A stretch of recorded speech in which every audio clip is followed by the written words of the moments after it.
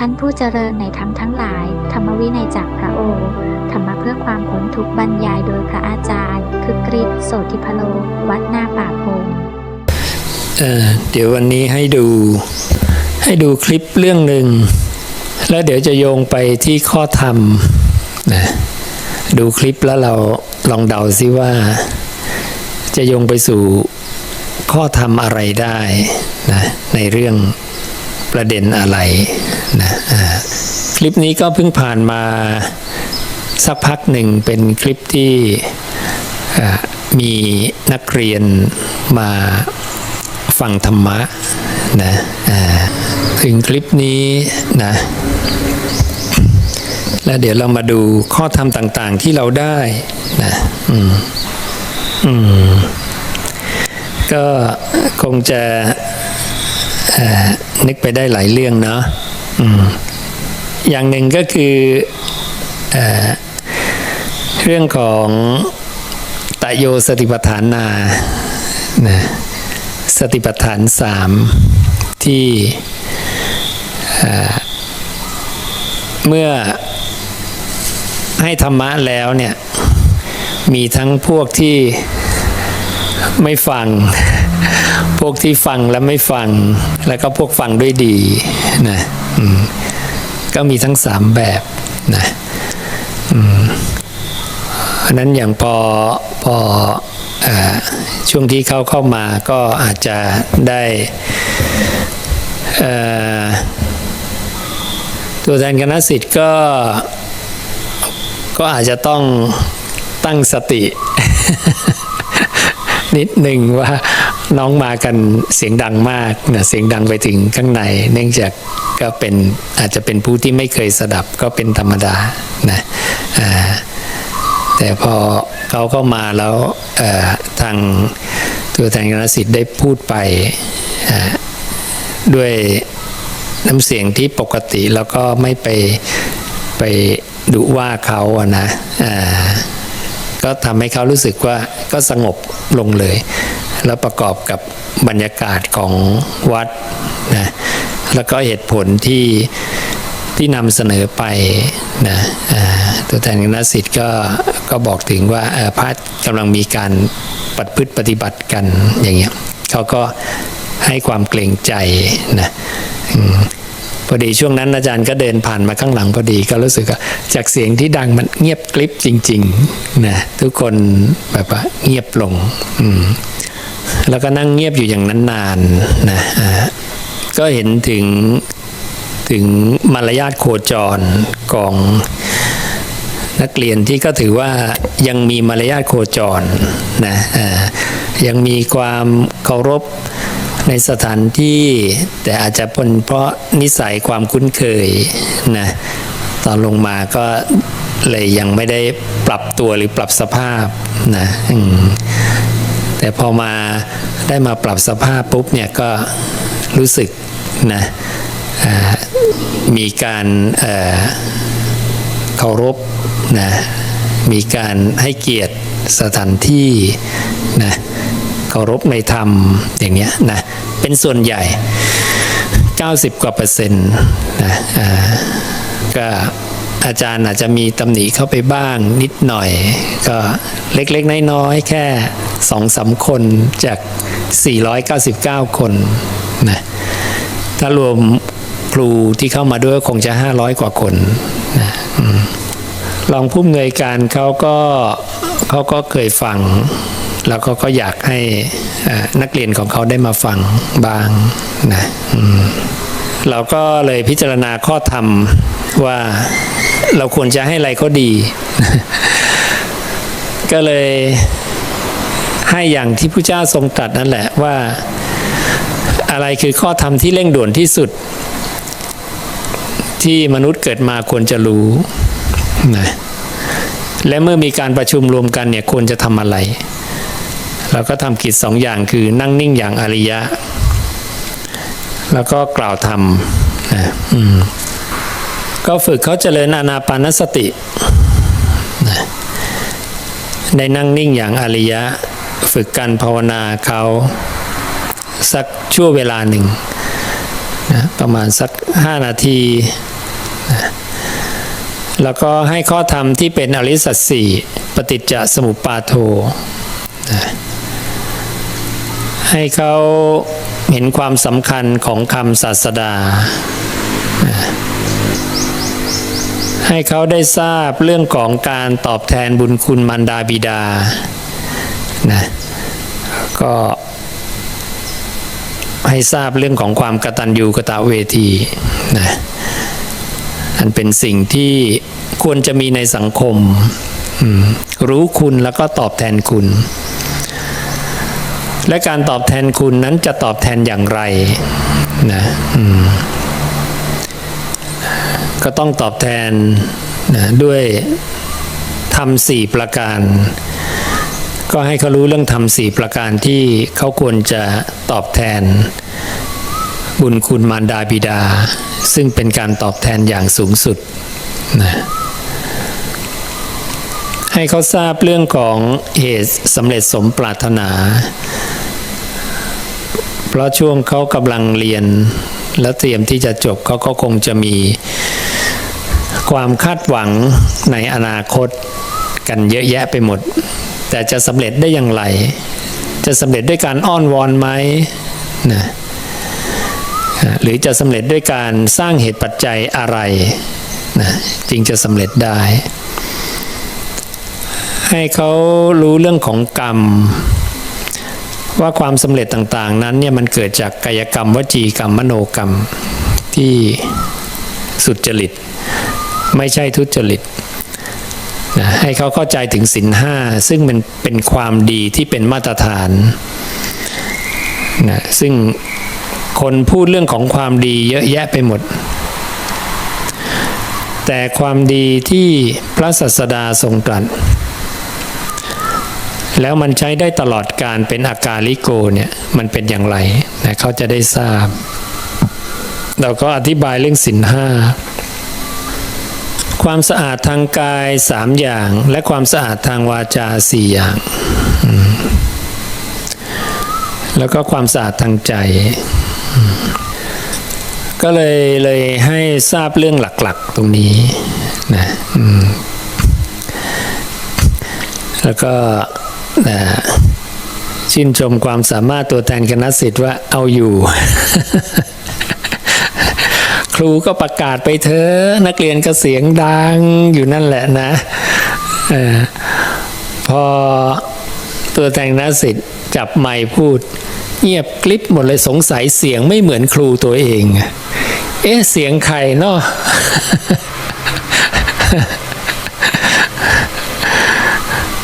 ก็เลยอาจจะตกใจนิดหนึ่งมั้ง เงียบเลยนะเลยได้ความวิเวกนะถ้าโยมมาอยู่ในบรรยากาศแล้วก็ เพราะครั้งแรกจะเสียงดังคน500 คนน่ะคุยกันแบบนะตลอดเลยนะก็ดีก็เป็นประสบการณ์นะแล้วก็เห็นถึงนะข้อธรรมของพระศาสดาเวลาเราพูดถึงพระพุทธเจ้าพูดถึงธรรมะปุ๊บเนี่ยมันก็จะได้ความเคารพนะก็พยายามปลูกฝังให้เขาเห็นคุณค่าของธรรมะให้เขามีธรรมะอะไรเราก็อธิบายไปเล็กน้อยนะเวลามีไม่เยอะก็เลยสรุปรวมให้กระชับนะก็หวังว่าเขาคงจะได้ประโยชน์ไปนะแล้วเราก็เห็นถึงการที่พระศาสดาทรงตรัสข้อธรรมเรื่องตโยสติปัฏฐานานะสติปัฏฐาน3เนี่ยนะขึ้นมาว่ามันเป็นเรื่องของสัตถุสัทธาผู้สอนนะผู้สอนที่ต้อง ตั้งสติสัมปชัญญะเมื่อสอนแล้วนะ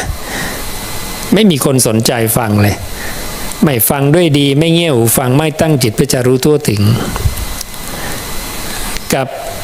อย่างที่สองเนี่ยนะมีทั้งไม่ตั้งใจฟังและตั้งใจฟังอยู่ด้วยกันและกลุ่มที่สามสติปัฏฐานอย่างที่สามก็พวกนี้ฟังตั้งใจฟังดีหมดเลยนะทั้งสามแบบเนี่ยพระศาสดาบอกตถาคตเนี่ยก็จะตั้งสติในกลุ่มของ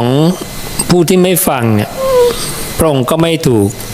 โทสะครอบงำนะมีสติสัมปชัญญะอยู่นะในกลุ่มที่เขาฟังดีก็ไม่ถูกราคะความยินดีเนี่ยล่วลดคือครอบงำเราก็ไม่ใช่ว่าโอ้เห็นเขาตั้งใจฟังเราดีแล้วแบบเหิมใจหรือว่าแหมดีใจยินดีปรีดาก็ตั้งสตินะวางอุเบกขานะตั้งจิตไว้ในกายเหมือนเดิมหรือแม้จะมีทั้งสองกลุ่มอยู่ด้วยกันนะพระองค์ก็ตั้งสติอีกเหมือนกันอันนี้จะเป็น เป็นกิเลสที่ผู้สอนยังเหลืออยู่ในกรณีที่ผู้สอนท่านเนี่ยฝึกตนเองมาได้จนถึงอรูปสัญญาสมาบัติแล้วนะแล้วใช้อตัมมยตาแล้วเพื่อละอรูปสัญญาสมาบัตินะอรูปสัญญาสมาบัติก็จะมีอะไรบ้างมีอากาสานัญจายตนะวิญญาณัญจายตนะอากินจัญญายตนะเนวสัญญาณสัญญายตนะนะสี่สมาธิระดับอรูปซึ่งวิญญาณจะไม่ไปทิติทิตังในรูปละนะจะตั้งอยู่ในผืนนาที่เป็นปณีตายะธาตุยาผืนนาปราณีตหรือผืนนาที่เป็นอรูป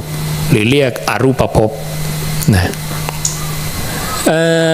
ผู้ที่ทำสมาธิได้ระดับนี้ยังมีอะไรอีกก็ยังมีความสำคัญมั่นหมายว่าอารมณ์นี้เป็นของเราเป็นตัวตนของเราเพราะโดยความเป็นปุถุชนที่เขามีความเพียรเผากิเลสมาเรื่อยๆเนี่ยในความเป็นปุถุชนเนี่ยไม่ว่าสมาธิขั้นใดก็ตามที่เขาได้เนี่ยเมื่อเขาได้มาแล้วเนี่ยเขาจะยึดถือสมาธินั้นโดยความเป็นตนเขาจะยึดถือโดยลักษณะของเอตังมะมะว่านั่นของเราเอโสหมัสสมินั่นเป็นเราเอโสเมอัตตานั่นเป็นตัวตนของเรานะเราได้ความเบาสบายได้ความละเอียดประณีตเราก็จะนึกว่าความละเอียดประณีตเนี่ยของเราเป็นเราเป็นตัวตนของเรานี่อารมณ์เราได้อารมณ์นี้อย่างนี้สิ่งนี้พระศาสดาก็ให้ละเช่นเดียวกันจะละทำไมก็เพราะว่ามันมีความเสื่อมอยู่พระองค์จึงให้ใช้อตัมมยตานะมาเพื่อละปณีตายะธาตุยาผืนนาปราณีตรงนี้ละสมาธิทั้งสี่ระดับตรงนี้ซึ่งพระองค์จัดเป็นอุเบกขาเรียกว่าเป็นอุเบกขาเนคขัมมะในส่วนอุเบกขาที่มีอารมณ์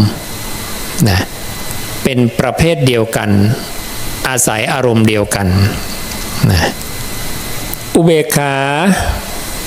ที่เป็นประเภทเดียวกันอาศัยอารมณ์เดียวกันเนี่ยนะก็คืออุเบกขาในสมาธิระดับอรูป ถ้าเราจำเมื่อคราวที่แล้วได้ที่เราไล่สลายตนะวิภังมาว่าอาศัยอะไรดับอะไรเนี่ยมาจนถึงเหลืออุเบกขาเนกขัมมะพระศาสดาก็เปิดเฉลยว่าอุเบกขาเนกขัมมะเนี่ยถูกแบ่งเป็นสองว่าเป็นอุเบกขาที่เป็นประเภทเดียวกันอารมณ์เดียวกันกับเป็นประเภทต่างอารมณ์ต่าง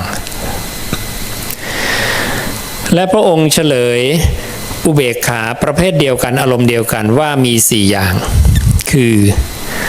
อากาสานัญจายตนะวิญญาณัญจายตนะอากิญจัญญายตนะเนวสัญญาณสัญญายตนะดังนั้นเราก็จะได้คำตอบว่าอุเบกขาที่เป็นประเภทต่างอารมณ์ต่างก็คือต่ำกว่า4อันนี้และ4อันนี้เราทราบอยู่แล้วว่ามันคือผืนนาปราณีตหรืออรูปภพนะดังนั้นอุเบกขาที่เหลือคือประเภทต่างอารมณ์ต่างก็คืออุเบกขาที่อยู่ต่ำกว่านะผืนนาปราณีตลงมาก็จะมี2ก้อนก็คือก้อนผืนนาปานกลางและผืนนาเลวนะในก้อนผืนนาเลวเนี่ยก็คือตาเห็นรูปหูกระทบเสียงจมูกดมกลิ่นลิ้นลิ้มรสกายสัมผัสสัมผัสทั้ง5ของกายนี้ก็สามารถเป็นอุเบกขาได้นะซึ่งมันจะเมื่อสัมผัสทั้ง5เนี่ยช่องทางแล้วเนี่ยมันจะส่งผลมา3อย่างก็คือสุขทางใจทุกข์ทางใจแล้วก็เฉยๆทางใจนะสุขทางใจก็คือสมนัสทุกข์ทางใจก็คือโทมนัสเฉยๆทางใจก็คืออุเบกขาดังนั้นก็คือผัสสะทั้ง5กระทบแล้วเนี่ยจะเกิดสมนัสโทมนัสอุเบกขานะในกรณีของอุเบกขาเนี่ยจะเป็นอุเบกขาที่ยังอิงอามิตรอยู่ในกลุ่มผืนนาเลวแต่ถ้าขึ้นไปอุเบกขาที่เป็นรูปภพผืนนาปานกลางก็จะเป็นปฐมฌานทุติยฌานตติยฌานจตุตฌานนะตัวนี้ก็จะเป็น อยู่ในกลุ่มประเภทต่างอารมณ์ต่างนะที่พระเจ้าทรงจัดเพราะทรงจัดประเภทเดียวกันอารมณ์เดียวกันไว้ก้อนบนที่เหลือก็จะเป็นประเภทต่างอารมณ์ต่างอันนี้ก็เลยให้ทราบว่าเป็นมรรควิธีสำหรับคนที่ทำสมาธิได้โดยไม่ยากไม่ลำบากนะอาจจะเนื่องจากกำลังอินทรีย์ด้านสมาธิกำลังอินทรีย์5เนี่ยศรัทธาวิริยะสติสมาธิปัญญาซึ่งแต่ละคนเนี่ยมีไม่เท่ากันบางคนมีศรัทธามาก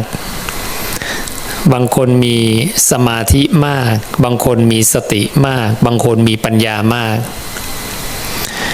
อะไรแรงสุดปัญญาปัญญินทรีย์แรงสุดถ้ามีปัญญินทรีย์มากจะดึงอินทรีย์ทั้งหมดให้ได้มาหมดนะปัญญินทรีย์เป็นเลิศเห็นเกิดดับหลุดพ้นได้เลยนะศรัทธามากก็หลุดพ้นได้นะเมื่อเขาศรัทธาอย่างไม่หวั่นไหวเขาก็จะไม่สงสัยลังเลในธรรมะของพระศาสดาเขาจะน้อมไปประพฤติปฏิบัติความเพียรจะมาสติจะมาสมาธิจะมานะปัญญาจะมาและเป็นเหตุให้ได้วิชาวิมุตติก็จะเรียกว่าเป็นพวกศรัทธาวิมุตติหลุดพ้นเพราะศรัทธา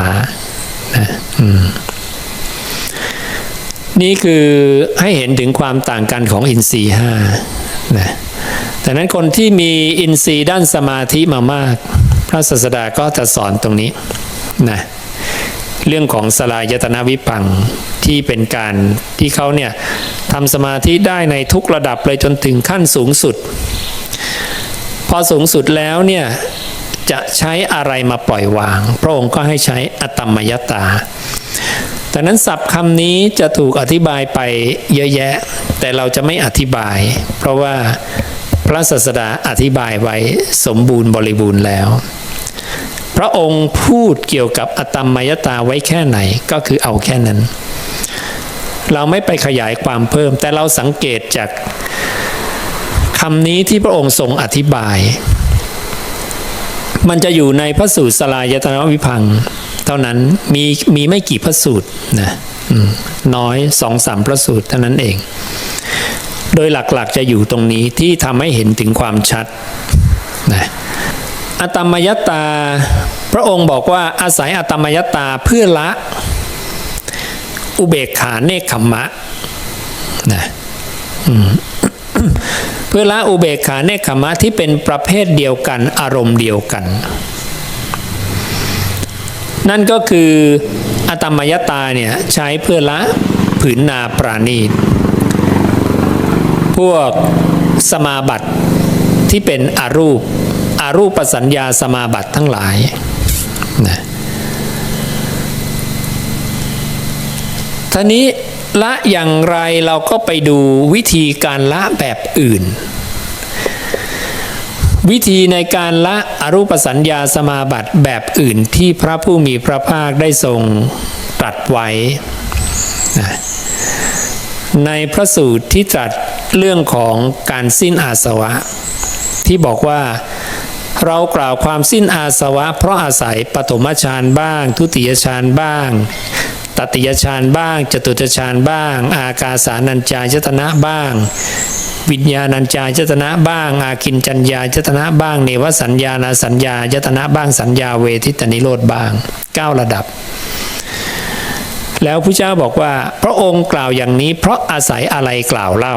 พระองค์ก็เริ่มไล่ตั้งแต่ปฐมฌานว่าเมื่อผู้นั้นเนี่ยได้ปฐมฌานแล้วเนี่ยเธอนั้นเนี่ยตามเห็นนะซึ่งรูปเวทนาสัญญาสังขารวิญญาณโดยความเป็นของไม่เที่ยงเป็นทุกข์เป็นโรคเป็นหัวฝีเป็นลูกศรเป็นของให้ยืมเป็นของไม่ใช่ตนนะต่างๆเนี่ยประมาณ11อาการโดยลักษณะก็คือเห็นถึงโทษของมันนะแล้วก็บอกว่าเธอดำรงจิตด้วยธรรมนั้นเนี่ยก็จะสามารถน้อมจิตไปสู่อมตะธาตุได้หลุดพ้นได้เพราะอะไรเพราะเห็นโทษนะจากนั้นก็ทุติยฌานก็เหมือนกันตติยฌานเหมือนกันจตุตฌานเหมือนกันแต่พอมาขึ้นอากาสานัญจายตนะพวกนี้ละรูปได้แล้วพอละรูปได้เนี่ยนะการเข้าไปดูสมาธิก็จะเหลือธาตุในการดูแค่4นะพระองค์จึงบอกว่าเธอนั้นตามเห็นซึ่งเวทนาสัญญาสังขารวิญญาณไม่มีรูปดังนั้นเวลาอ่านพระสูตรก็ต้องดูดีๆว่าพระเจ้าดึงอะไรออกไปดึงรูปออกไปละนะเหลือ4ขันธ์ก็ยังเหมือนเดิมว่าให้ดู4ธาตุเนี่ยโดยความเป็นของไม่เที่ยงเป็นทุกข์เป็นโรคเป็นหัวฝีเป็นลูกศร11อาการเหมือนกันนะนี่คือความเหมือนกันของทั้งรูปและนามมีการแปลเปลี่ยนมีการจางคลายมีความดับเกิดดับอริยสัจ4นะความเหมือนกันความเสมอกันของเขาแล้วก็จะน้อมจิตไปสู่อมตะธาตุได้นะนั่นก็คือการสิ้นอาสวะด้วยมุมนี้นะมุมการเห็นโทษก็เลยกำลังโยงให้เห็นถึงอตัมมยตาว่าพระองค์ให้ใช้อตัมมยตาเพื่อละผืนนาปราณีตดังนั้นหลักการอย่างเดียวกันที่พระองค์เคยบอกไว้ว่าใครเห็นแต่รสอร่อยจะยึดติดใครเห็นโทษจะปล่อยวางนะในพระสูตรที่พระองค์ให้เห็น3อย่างคือรสอร่อยอัสสาทะโทษคืออาทินวะและ อุบายเครื่องออกไปพ้นคือนิสสรณะเห็น3อย่างนี้ก็หลุดพ้นนะการเห็นคุณเห็นโทษแล้วก็บอกว่าเห็นคุณจะยึดติดเห็นโทษจะปล่อยวางได้จึงมีพระอรหันต์ ดังนั้นอตมยตาก็เป็นการเข้าไปเห็นโทษ เห็นโทษในผืนนาปราณีตนะตาเนี่ยจะเป็นคำที่เป็นลักษณะของตัวตนเช่นอัตถิตานะว่าตนมีนัตถิตาตนไม่มีตัวไม่มีตัวตนไม่มีขาดศูนย์ผิดทั้งคู่ทั้งสองอันตัวตนมีเที่ยงแท้ถาวรคืออัตถิตาผิดสุดตรงของความเห็นอีกฝั่งหนึ่งนัตถิตาว่าตนไม่มีผิดที่ถูกคืออะไรที่ถูกคืออะไรอนัตตาอนัตตาอยู่ตรงกลางระหว่างอัตถิตากับนัตถิตาตรงกลางคืออนัตตาอนัตตาคือตนเนี่ยมีขึ้นและมีดับนะไม่ใช่มีเที่ยงแท้ถาวร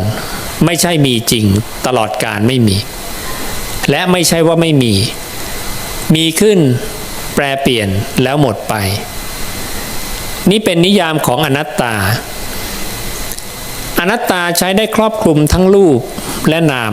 ทั้งหมด11อาการใช้ได้ครอบคลุมทั้งรูปและนามทั้งหยาบและละเอียดทั้งหมดแต่อตมยตาเน้นใช้กับอรูปนะ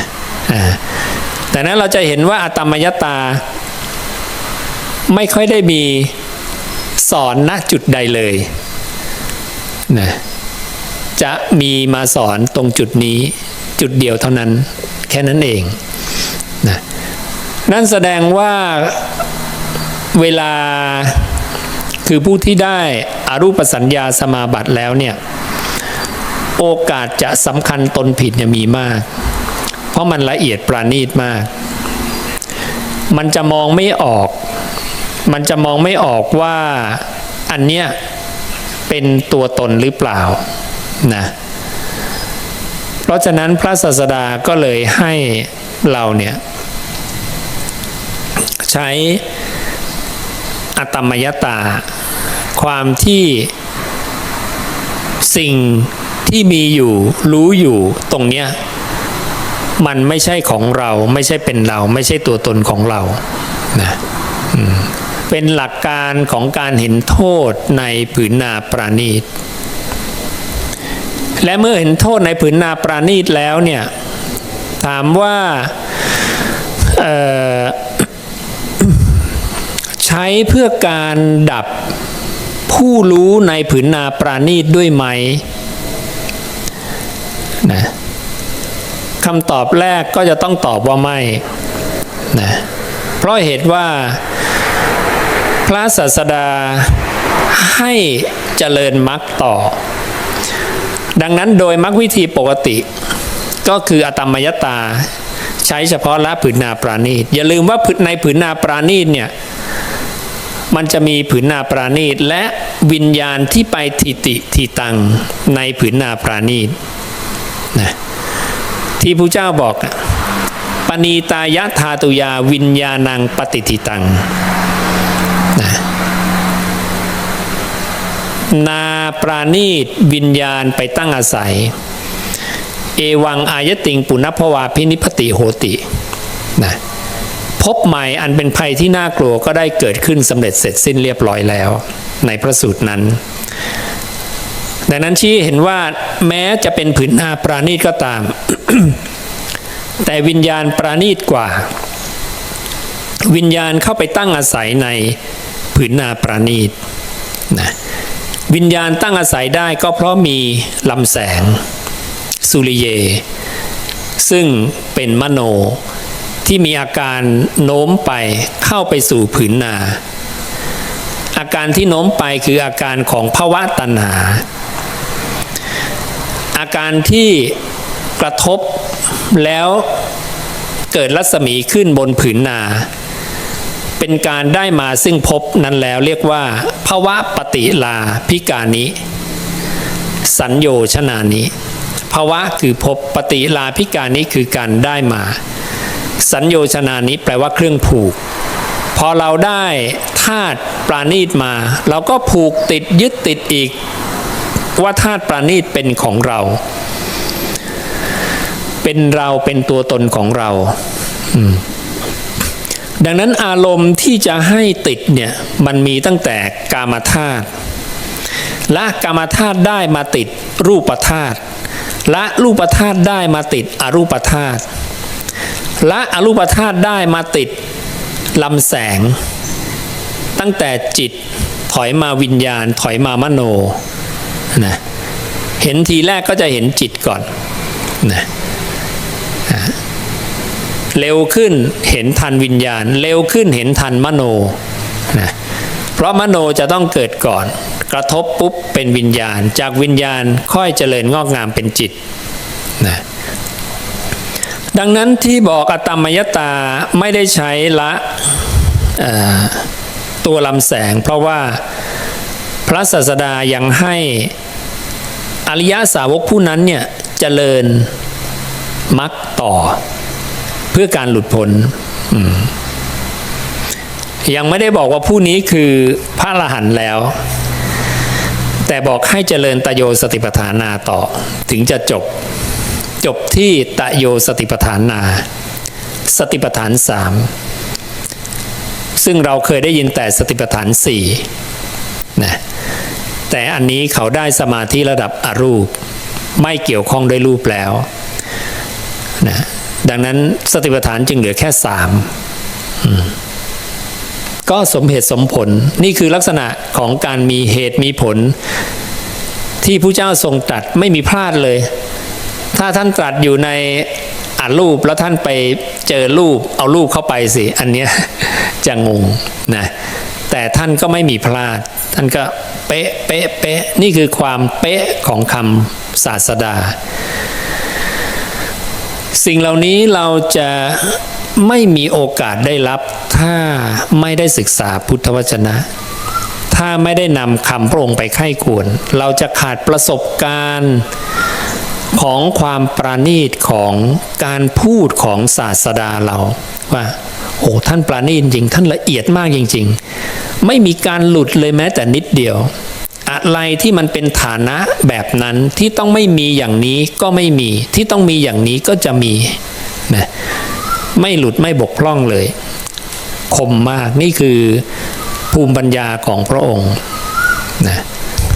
ดังนั้นอตมยตาก็จะใช้ละผืนนาปราณีตเป็นหลักนะท่านี้ถ้าพวกนี้กายแตกก่อน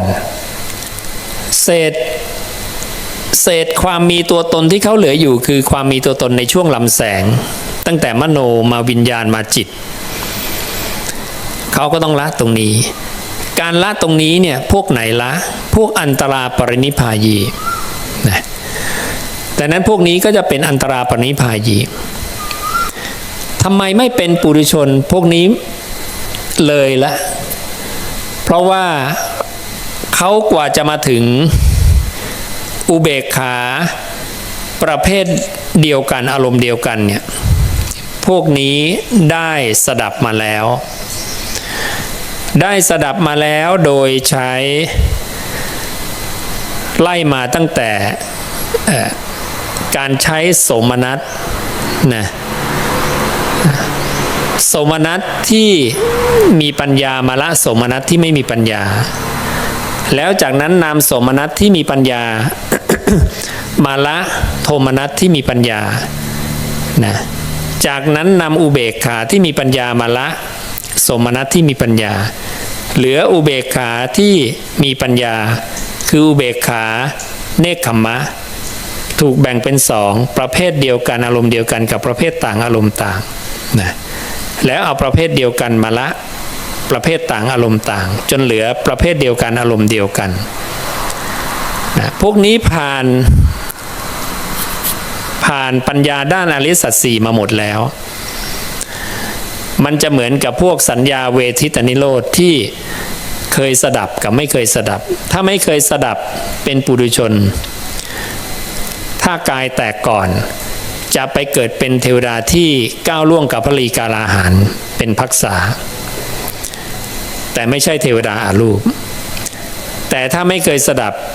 เมื่อกายแตกพวกนี้จะไปเกิดในเทวดาตรงนั้นอีกพวกหนึ่งคือพวกที่ได้สดับจะเป็นอรหันต์ดังนั้นคติเขาจะมีสองคติแค่นั้นนะจะมีสองคติถ้าไม่เป็นอรหันต์นะการเป็นอรหันต์ได้เพราะได้เคยสดับแต่ถ้าไม่เคยสดับจะมาเกิดเป็นเทวดาที่ก้าวล่วงกับพระลีกาลาหารแล้วตายจากเทวดาตรงนั้นก็เข้าล็อกเดิมคือนรกกับเนรชานเปรตวิสัยนั่นคือล็อกปกติของเทวดานะ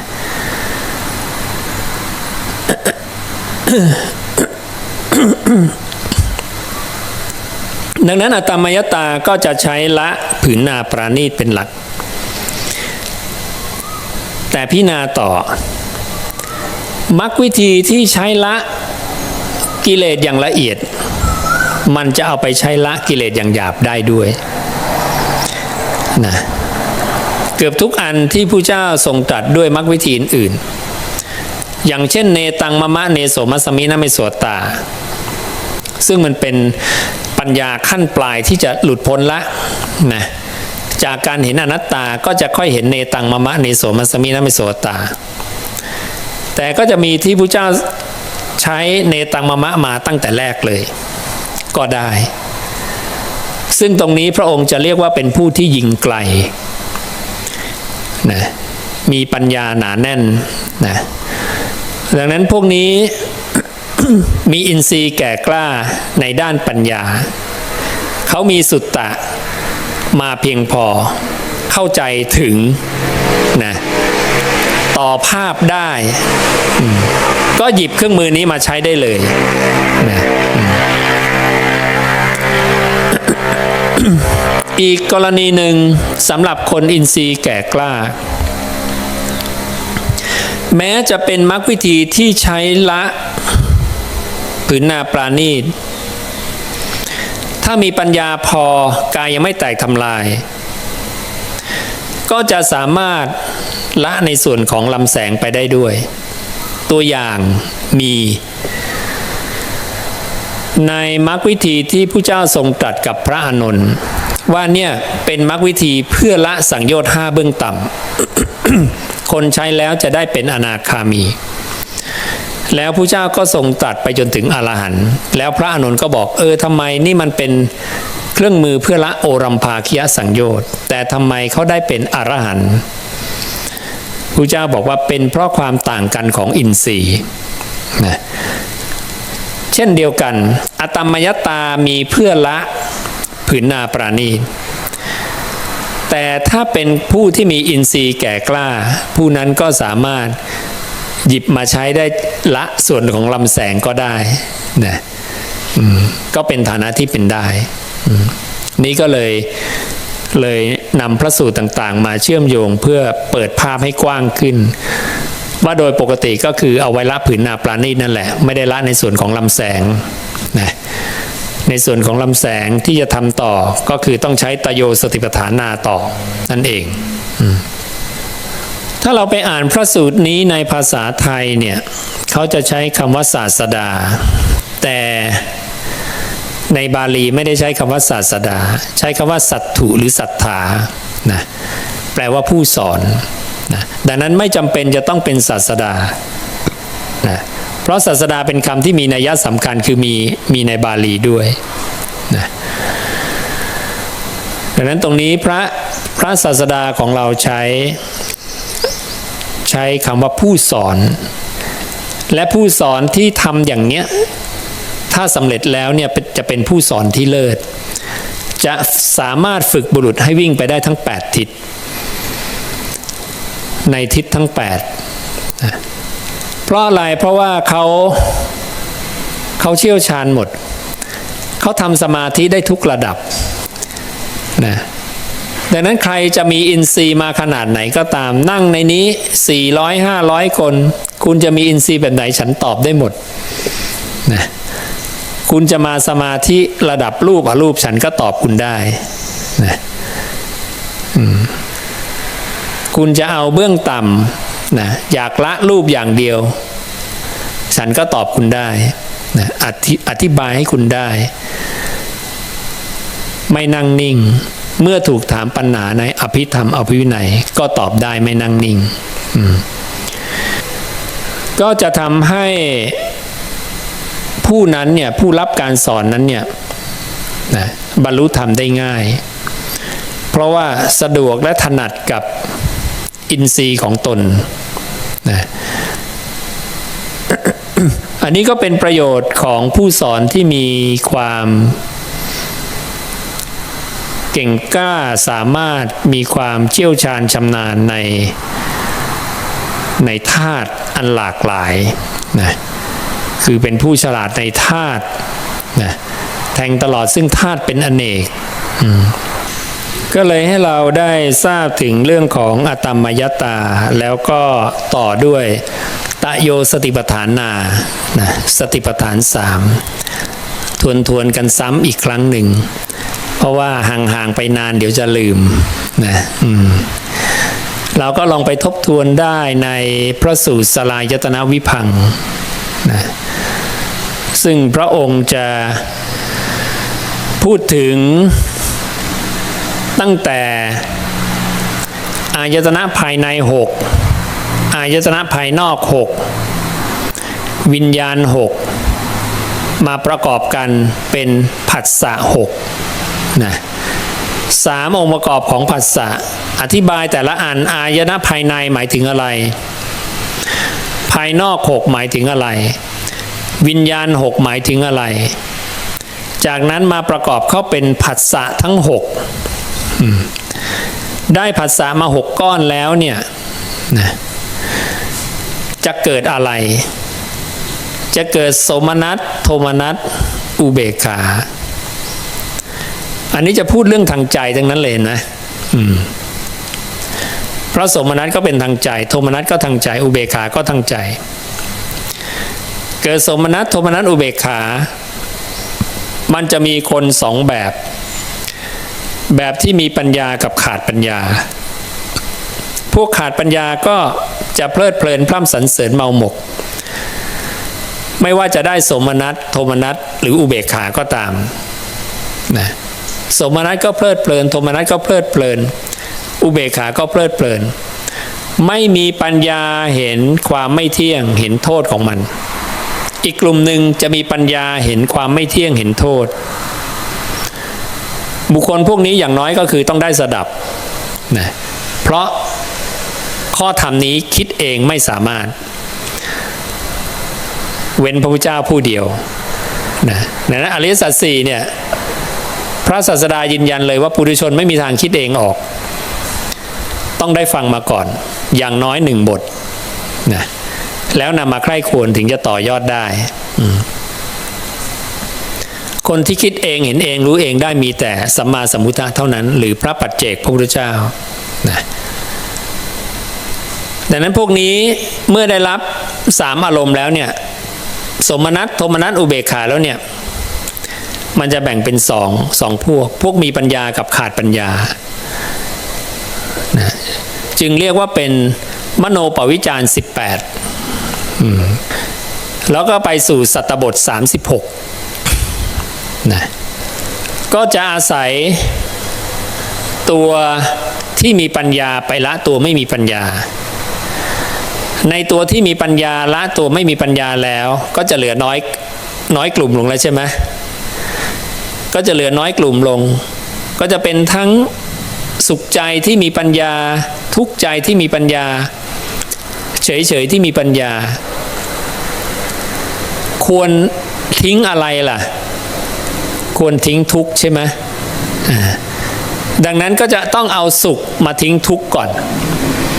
ก็เลยเอาสุขที่มีปัญญามาทิ้งทุกข์ที่มีปัญญาซะเหลือแต่สุขที่มีปัญญาเหลือสุขที่มีปัญญากับอุเบกขาที่มีปัญญา ในสุขที่มีปัญญากับอุเบกขาที่มีปัญญาอะไรประณีตกว่ากันอุเบกขาประณีตกว่าไปดูสิพวกเข้าฌาน1 2 3เนี่ยอายุขายแค่1กับ2กับ4กับแต่พอฌาน4เป็นไง500กับอุเบกขาส่งผลอานิสงส์กระโดดขึ้นไปเลยจาก4กับขึ้นไป500กับเลยอยู่นานขึ้นมากมายก็ต้องเอาอุเบกขาที่มีปัญญามาละโสมนัสที่มีปัญญาอุเบกขาที่มีปัญญาก็คืออุเบกขาเนคขัมมะจากนั้นผู้เจ้าก็ค่อยเปิดเฉลยอุเบกขาเนคขัมมะว่าแบ่งเป็น2นะเป็นประเภทเดียวกันอารมณ์เดียวกันกับประเภทต่างอารมณ์ต่างในประเภทเดียวกันอารมณ์เดียวกันกับประเภทต่างอารมณ์ต่างประเภทเดียวกันอารมณ์เดียวกันก็ต้องปราณีตกว่าก็เอาตัวปราณีตมาละตัวหยาบเท่ากับว่าผู้เจ้าให้เข้าสมาธิระดับอรูปเพื่อมาละสมาธิระดับรูปจากนั้นพอได้สมาธิระดับรูปอรูปแล้วเนี่ยเหลืออันนี้แล้วเพราะรูปหมดไปเหลืออรูปจึงค่อยเอาอตัมมยตามาละมาปล่อยวางว่าอันเนี้ยก็ไม่ใช่ของเรานะจากนั้นละผืนนาปราณีตได้ยังยึดถือตัวตนในส่วนของจิตมโนวิญญาณส่วนนี้กิเลสส่วนนี้ออกมาในส่วนไหนของอิริยาบถทั่วไปในการใช้ชีวิตก็คือการบอกสอนแล้วไม่ฟังและฟังแล้วก็ฟังด้วยดีเกิดผลกระทบต่อผู้สอนหมดผู้สอนต้องตั้งสติสัมปชัญญะนะถ้าฝึกตนเองอย่างนี้ทำได้เขาจะเป็นผู้สอนที่เลิศที่สุดในบรรดาผู้สอนทั้งหลายในโลกและส่วนนี้ถูกเรียกว่าตโยสติปัฏฐานาสติปัฏฐาน3นะก็ให้ทราบข้อธรรมตรงนี้นะสุตตะตรงนี้กับเรานะเพื่อเอาไปพิจารณาไข้ควรต่อไปนะอีกไม่กี่วันก็จะถึงวันดอกโกมุตบานนะเป็นวันที่บานของดอกโกมุตคือดอกบัวแดงถ้าเราไปเสิร์ชก็จะมีทั้งบัวขาวบัวแดงแต่ส่วนใหญ่ข้อมูลจะเป็นบัวแดงทั้งหมดนะก็จะเป็นวันที่ แสดงถึงความกตัญญูกตเวทีต่อพระศาสดานะ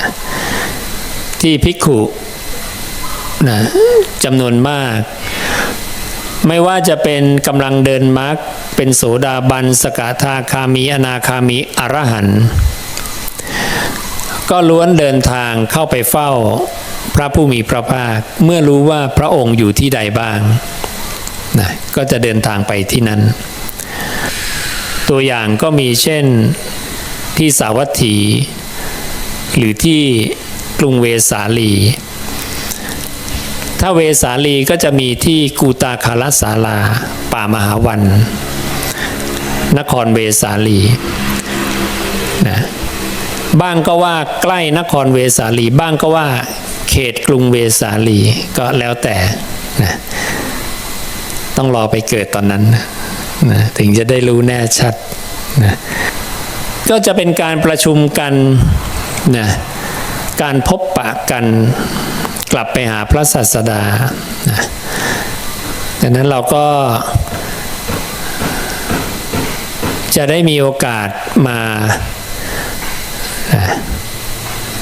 ใส่บาตรทำบุญนะกับคณะสงฆ์ที่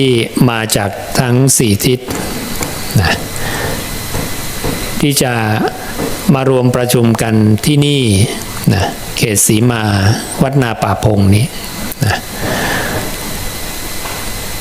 เพื่อมาแสดงความกตัญญูกตเวทีต่อพระผู้มีพระภาคในฐานะที่เราได้รู้จักพุทธวจนะก็เพราะการประสูติขึ้น เสด็จอุบัติขึ้นในโลกของพระองค์ และการที่พระองค์ได้ทรงตรัสรู้อนุตตรสัมมาสัมโพธิญาณหมู่สงฆ์ก็จะมา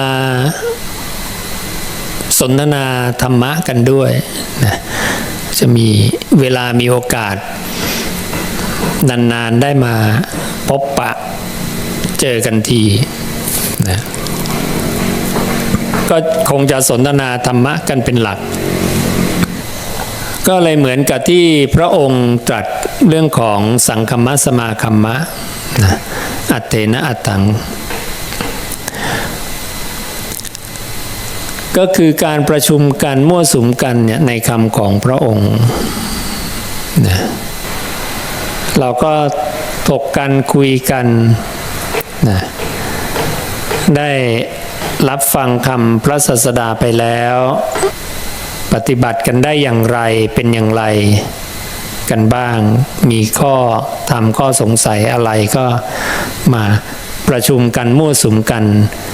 ซึ่งอัฏฐะโดยอัฏฐะซึ่งพยัญชนะโดยพยัญชนะในคำของตถาคตนะสิ่งนี้ก็พระองค์ก็จัดเป็นอริยประเพณีนะเป็นประเพณีของอริยะนะต่อพระศาสดาก็ฝากข้อธรรมให้กับพวกเราไว้เพียงเท่านี้นะก็ขออนุโมทนากับพวกเราทุกคนที่ได้มาสั่งสมสุตตะในคำของตถาคตมากระทำกิจเนื่องด้วยการฟังกระทำกิจเนื่องด้วยความเป็นพหูสูตรแทงตลอดอย่างดีด้วยทิฏฐิได้มาประพฤติธรรมประพฤติสม่ำเสมอสร้างกุศลทำบุญก็ขอให้เป็นเหตุเป็นปัจจัยพวกเราได้รับอานิสงส์ทุกๆประการตามที่พระผู้มีพระภาคได้ทรงบัญญัติไว้และให้ได้ดวงตาเห็นธรรมสำเร็จมรรคผลนิพพานในอนาคตการอันใกล้โดยทั่วกันทุกท่านทุกคนเทอญ